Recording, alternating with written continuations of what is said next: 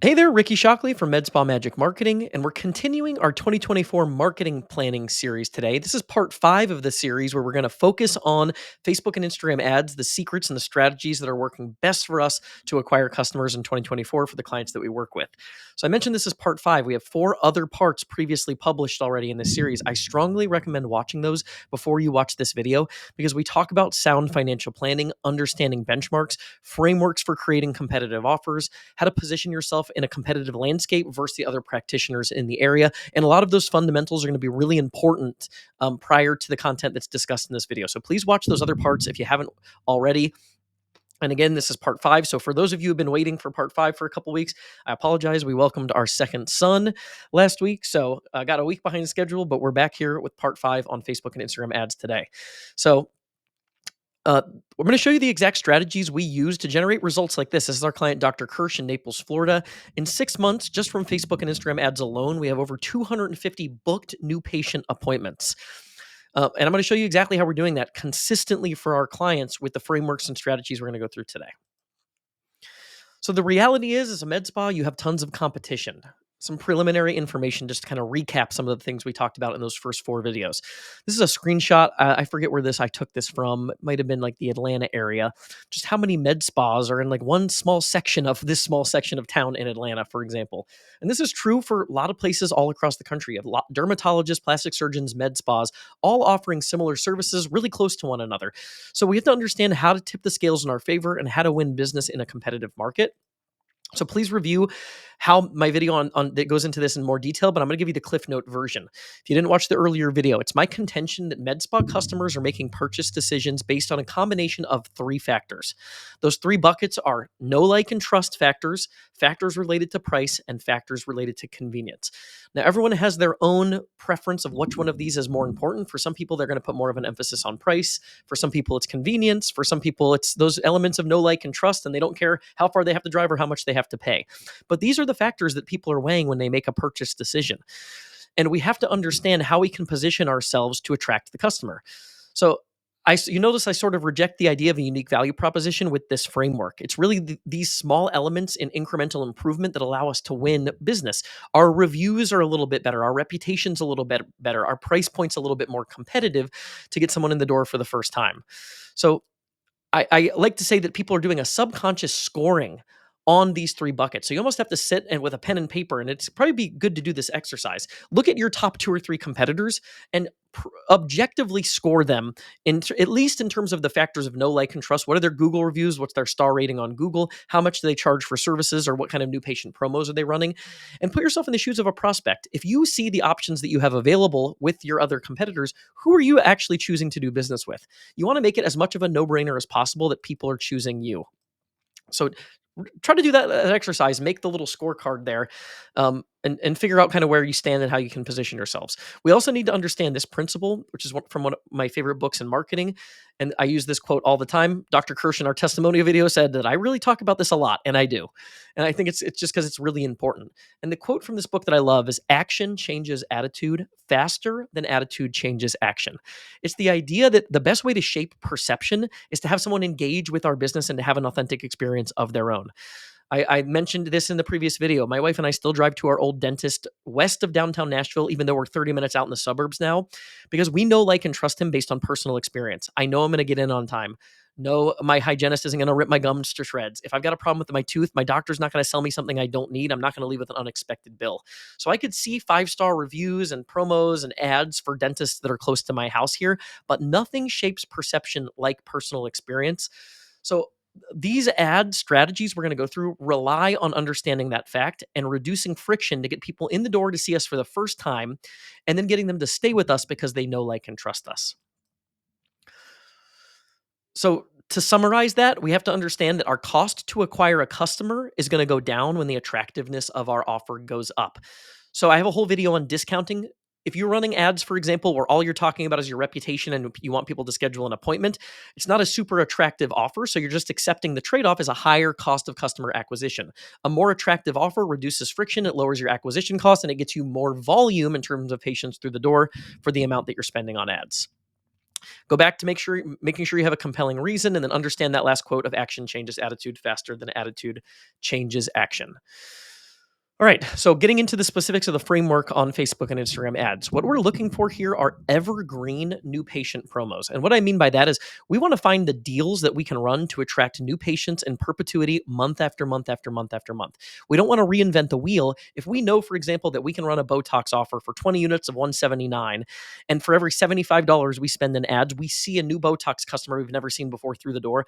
That's a really cost effective strategy. We probably don't want to pull that out of market. So evergreen new patient offers that we can consistently rely on. And going into the buying process, the different stages of the buying process for a med spa customer, we have a problem. So they're identifying there's a problem, right? I don't know. I feel like I'm getting old. I have wrinkles here. I see these frown lines, my forehead, whatever that might be. And then they're considering solutions. So they're in the consideration phase. And when we're really focused on advertising, we're assuming that we're just trying to capture the demand from people that have already made the decision that they've got a problem and they've considered the possible solutions. We're trying to create an intent to purchase and making sure that when they're in the stage where they're selecting a provider, that we're putting ourselves in the best position to win the business. So that's the part of this that we're focusing on. And for that reason, ads are always going to be more effective when you're promoting services that people already understand, right? If I say Botox, people have a general understanding, even if they haven't had Botox before, they have a general understanding of why people get Botox and what it does.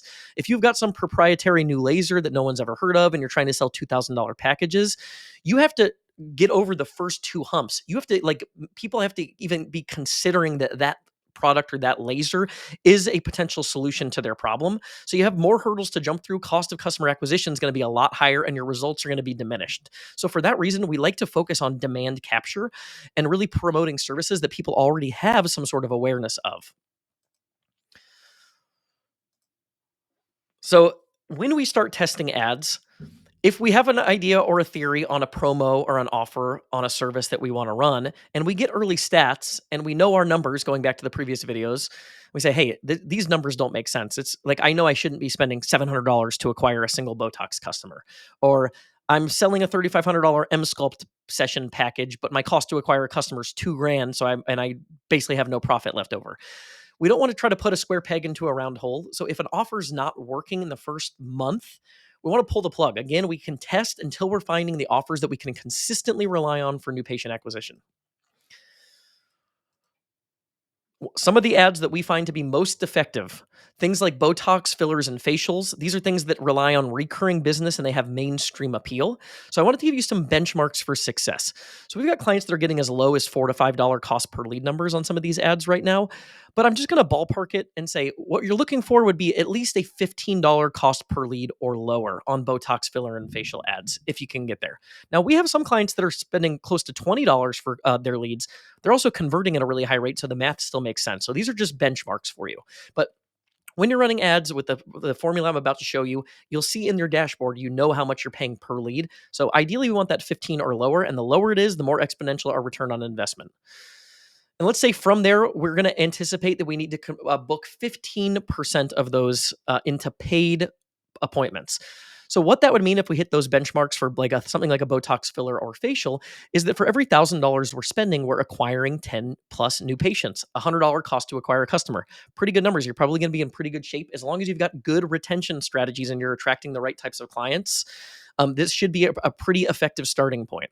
Now, if you can cut that in half and you can attract 20 customers for every $1,000 in ad spend, you're doubling your return on investment. So we always want to be testing, and I'll get to some details in terms of testing and things we find to be most effective in the next slides. And then if you're promoting something that is a higher ticket service, like that M Sculpt package I mentioned in the last slide, then I would say as a ballpark metric, you want to know your profit margin. And I would shoot for 3 to 4x your profit margin. So if you're selling a $3,500 package and let's say the profit is $2,500, then you want to spend a fourth of $2,500 or a fifth of $2,500 would be 500, for example, right? So you kind of just want to know those numbers. Look for a 3, 4, 5x return on ad spend from the profit margin. The example I give here is that cool sculpting. Let's say you're doing a sculpting package and maybe you're willing to pay, if it's a 4x, you're willing to pay $875 cost of acquire a customer, assuming that all that 3,500 is profit. I like to measure that specific one on profit. Since those are not reliant on repeat business, they're really kind of one and done services for the most part. We want those to be profitable in and of themselves. So direct, immediate return on investment. All right. talking about how we create ad graphics. The first thing that we have to do is grab the user's attention in the newsfeed. We have to have things that pop visually so we can get people to pause long enough to even care what we're talking about in our ad. This is one of the reasons we really like static images over video ads a lot of times, because when somebody's scrolling past an image with the framework I'm about to show you, we can quickly grab their attention and communicate the offer in a second. So we need these things to pop in the newsfeed with bold imagery. We want to clearly highlight the offer and the service that they're considering in the image graphic. And we want to start building confidence in provider selection. So we want them to choose you and the price point. So we want to choose you because of your reputation and the attractiveness of the price point. So we want to combine all of those things in our ad graphics. And these are some examples of graphics that pop in the news feed. They highlight the service, they highlight the promotion, and they highlight social proof. So in this case, on the left, you see our clients, the official med spa, the Boston or the New England Patriots cheerleaders. They also have like a perfect 5-star rating on Google. This next client has a 4.8-star rating on Google. The one on the right has a 5-star rating on Google. I think that's hidden by my circle here. And we're highlighting that they're local businesses. So we're really killing a lot of birds with one stone with those ad graphics so that our ad copy can be the cherry on top in terms of telling the story that's going to compel users to make a purchase decision. But that framework is very important. Very, very important. So how important is your graphic? Super important. When we've tested this before, one of my clients we've had for close to a decade now, they're an audiology practice. They're not in the med spa space. They gave us a stock photo of people talking on a park bench that they wanted to use with a Facebook ad campaign. And they wanted to do that because um, one of the other partner practices in their group was using that ad and they thought it was pretty effective. So we used that. We had a $77 cost per lead trying to attract hearing aid customers. When we changed it to our framework that I just showed you, our cost per lead went down to $11. So it can make a really dramatic difference in terms of your result. So make sure you pay attention to your graphics, build graphics that look good. We use Canva. Canva for all of our graphic designs. You do not have to be a professional designer. They give you lots of good templates and starting points, but fine tune those, make sure they look professional, and make sure they hit all of the marks that I showed you on that last slide. All right, one little pro tip that we've kind of found over the past couple of years is that our stock photos work really well. We've got a lot of ads with stock photos, like I showed you on that last screen, that are getting really low cost per lead numbers, $5, $7, $8 cost per lead numbers. But when we test an image that has a picture of the injector, the practitioner, or the business owner, we'll generally see a cost per lead 25 to 40% lower. So all other things equal, that's a 25 to 40% improvement on ROI. So this is a good example of an ad we're running for a client right now. We've got one variation we launched with the stock photo and one variation we launched with the person providing services, their image. The cost per lead on the first one is $9.40. It's $7.41 on the other ad, $2 less per lead. You start to scale that over, dozens and hundreds of leads. That's a lot of money that adds up. So we want to be optimizing, and that's one little pro tip that we found to be really effective is if we can use a picture of the practitioner or business owner.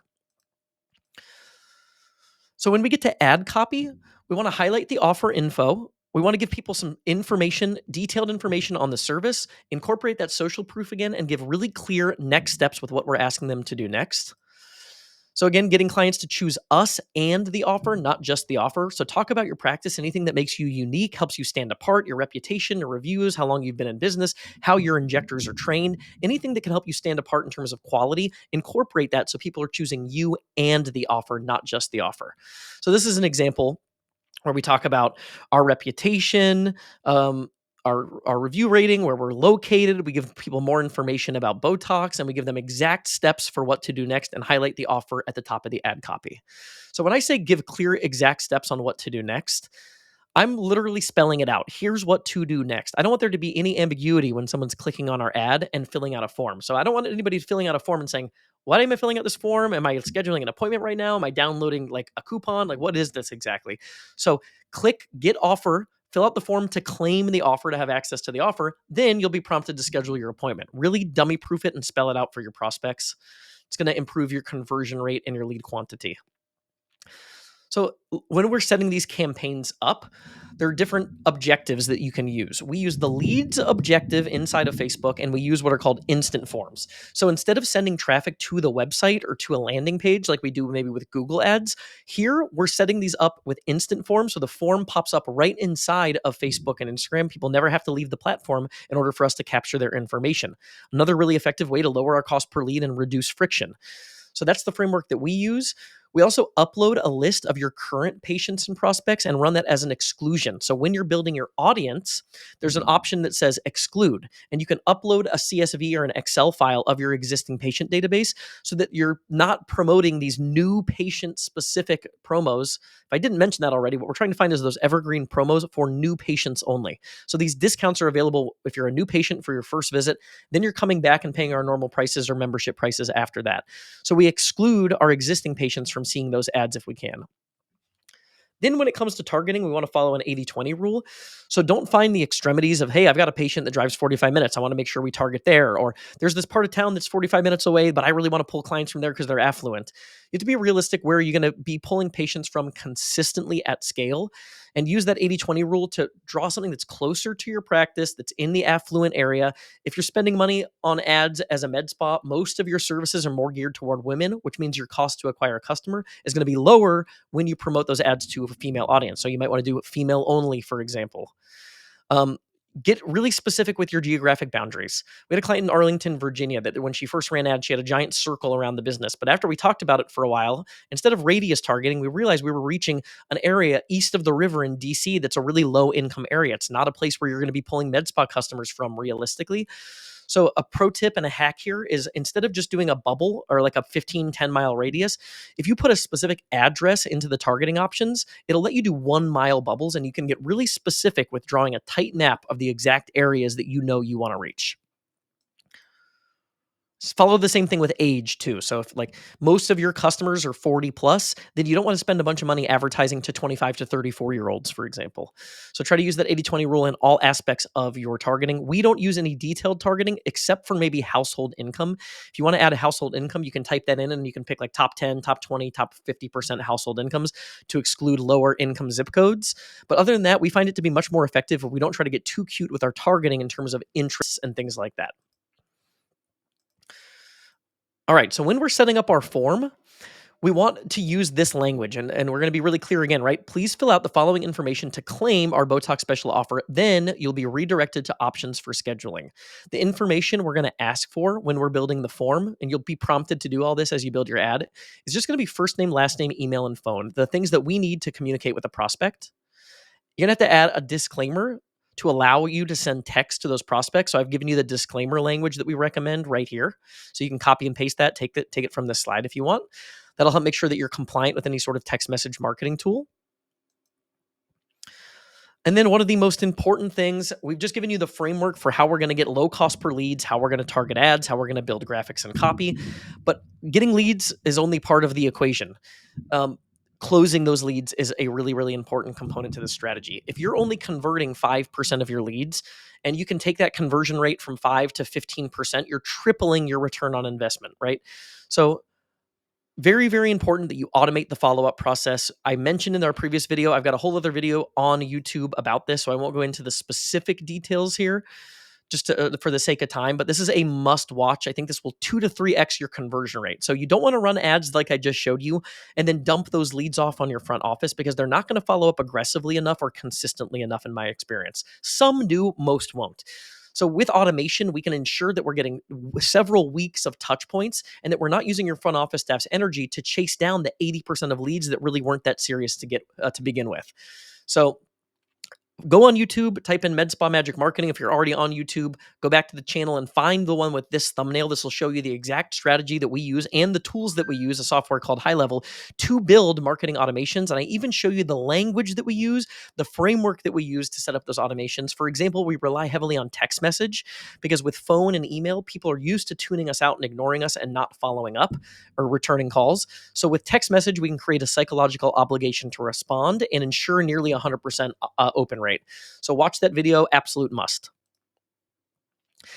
And a few more notes here. We want to test and refresh our ads at least quarterly to avoid ad fatigue. So even though the offers themselves are evergreen, they can be running in perpetuity. I've got a client that's been running the same offer for spider vein treatment for 10 years. We still want to refresh the creative, the landing pages, the graphics, whatever people are seeing in their newsfeed, that needs to change.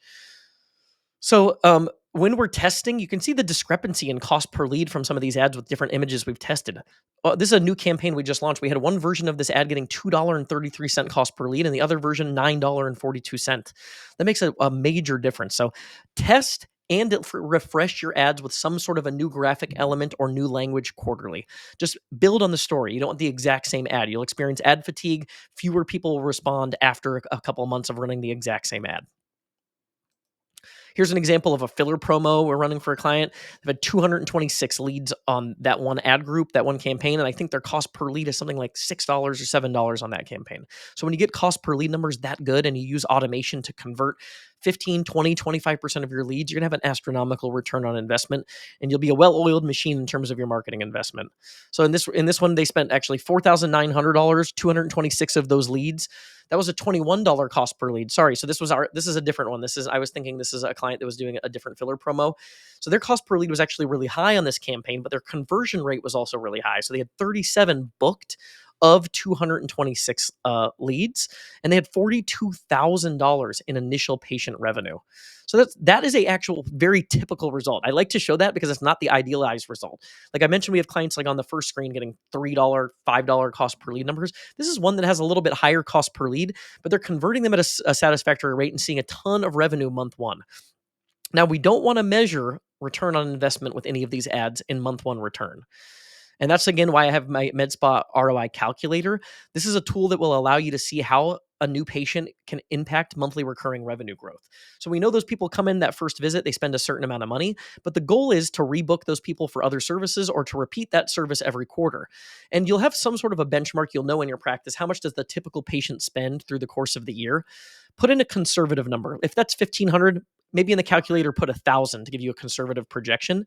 And what this shows you is with that exact campaign I showed you on the last screen, hitting those types of numbers, this one campaign, if you were to pump $5,000 into a campaign like this and get 400 leads a month and a conversion rate of 16%, then over 24 months, the single campaign would be responsible for $2 million in revenue and $150,000 monthly recurring revenue in terms of growth.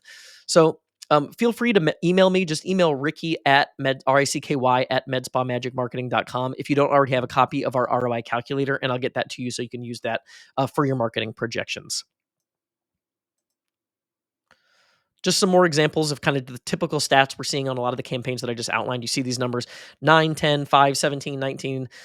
These are really workable numbers again and consistent across the board. When we can get leads this cheap and convert even a fraction of them, 10, 15, 20%, we're going to be in really good shape.